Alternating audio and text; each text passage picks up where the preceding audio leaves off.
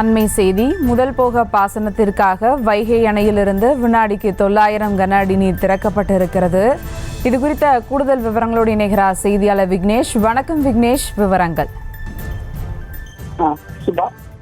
பெரியார் புராண கால்வாயில் இருபோக பாசன நிலங்களில் முதல் போக பாசனத்திற்கு இன்று வைகை அணையிலிருந்து தண்ணீர் திறக்கப்பட்டது.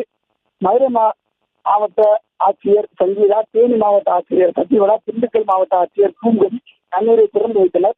இன்று இருந்து முதல் 45 நாட்களுக்கு வினாடிக்கு 900 கன அடி தண்ணீர் முழுமையாகவும், அதன் பிறகு 75 நாட்களுக்கு தண்ணீர் முறை வைத்தும் மொத்தம் 120 நாட்களுக்கு தண்ணீர் திறக்கப்பட்டுள்ளது.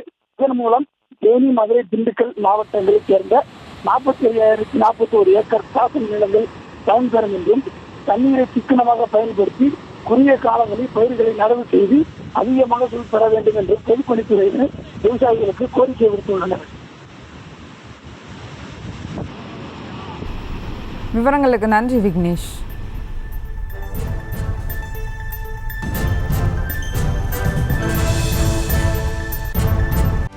செய்திகளை உடனுக்குடனும் துல்லியமாகவும் தெரிந்து கொள்ள சப்ஸ்கிரைப் பண்ணுங்க.